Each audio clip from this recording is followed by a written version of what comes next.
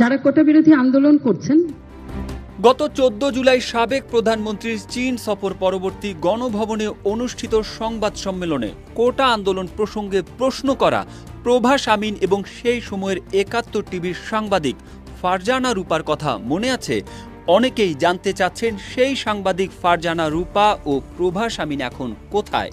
সামাজিক যোগাযোগ মাধ্যমে অনেকে মন্তব্য করেছেন, সংবাদ সম্মেলনে সাংবাদিকদের দেওয়া অতিমাত্রার তেলে ডুবে গেলেন সাবেক সরকার প্রধান শেখ হাসিনা।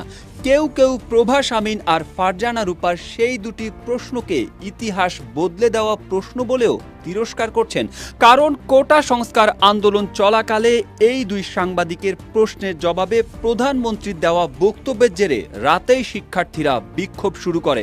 বিভিন্ন ক্যাম্পাসে শিক্ষার্থীরা স্লোগান দেয়, তুমি কে আমি কে, রাজাকার রাজাকার, কে বলেছে স্বৈরাচার স্বৈরাচার। কেউ না বুঝলেও আমরা আপনার প্রয়োজন বুঝি, আর তাই তো অত্যাধুনিক ফিচার সম্বলিত বিভিন্ন সাইজ আর কালারের ২৫০টিরও বেশি ডিজাইন অপশন নিয়ে ওয়ালটন স্মার্ট ফ্রিজ বোঝে আপনার প্রয়োজন।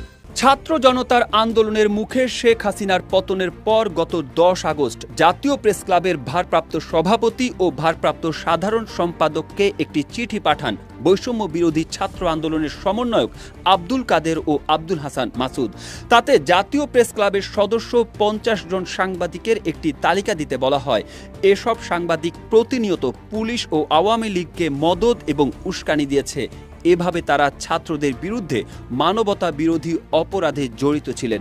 বৈষম্য বিরোধী ছাত্র আন্দোলনের পক্ষে এসব সাংবাদিককে সাংবাদিকতা অঙ্গনে নিষিদ্ধ করার দাবি তোলেন আব্দুল কাদের ও আব্দুল হান্নান।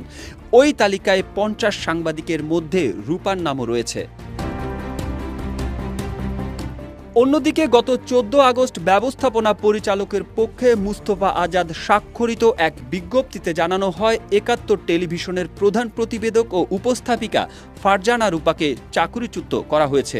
গত ৮ আগস্ট ৭১ মিডিয়া লিমিটেডের পক্ষ থেকে এ সংক্রান্ত একটি আদেশ জারি করা হয়। আদেশে বলা হয়েছে, ৭১ মিডিয়া লিমিটেডের ব্যবস্থাপনা কর্তৃপক্ষের সিদ্ধান্ত ও নির্দেশনা অনুযায়ী ৮ আগস্ট ২০২৪ থেকে প্রধান বার্তা সম্পাদক শাকিল আহমেদ এবং প্রধান প্রতিবেদক ও উপস্থাপিকা ফারজানা রূপাকে চাকরি থেকে অব্যাহতি দেওয়া হলো।